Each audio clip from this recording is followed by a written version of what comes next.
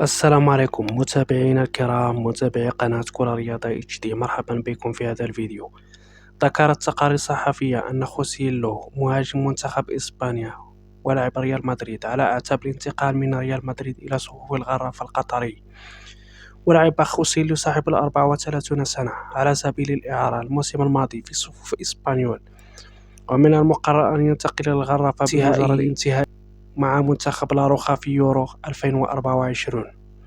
وسجل خوسيلو هدفي الفوز 2-1 لريال مدريد على بايرن ميونخ في إياب الربع نهائي دوري أبطال أوروبا، ليساهم في تتويج النادي الملكي باللقب القاري للمرة 15 في تاريخه في إنجاز غير مسبوق. ووقع خوسيلو عقدا يمتد لعام واحد مع ريال مدريد لسد الفجوة بين فترة رحيل المهاجم الفرنسي كريم بنزيما وقدوم مواطني كيليان مبابي. حصدت إسبانيا المتأهلة سلفا إلى الدور الثمن النهائي العلامة الكاملة بتغلبها على ألبانيا التي ودعت منافسة البطولة القارية من دور المجموعات. تغلب المنتخب الإسباني على نظير الألباني بهدف نظيف اليوم الاثنين في المرحلة الثالثة والأخيرة من مباريات المجموعة الثانية ضمن منافسات بطولة أوروبا 2024. وفرض فيران توريس نفسه نجما للمواجهة بتوقيع على هدف الوحيد في الدقيقة 13 من عمر المباراة، وبذلك حققت إسبانيا العلامة الكاملة لترفع رصيدها إلى 9 نقاط في صدارة المجموعة الثانية. وكان منتخب لاروخا قد حجز بطاقة العبور إلى ثمن النهائي يورو 2024 منذ المرحلة الماضية ضامنا الصدارة.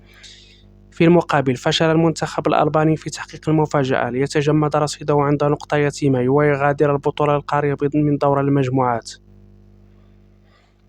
تأهل المنتخب الإيطالي إلى دور 16 من بطولة كأس أوروبا لكرة القدم، وذلك عقب تعادله مع نظيره الكرواتي بهدف لمثله يوم الاثنين ضمن منافسة الجولة الثالثة من المجموعة الثانية بالبطولة المقامة حاليا في ألمانيا.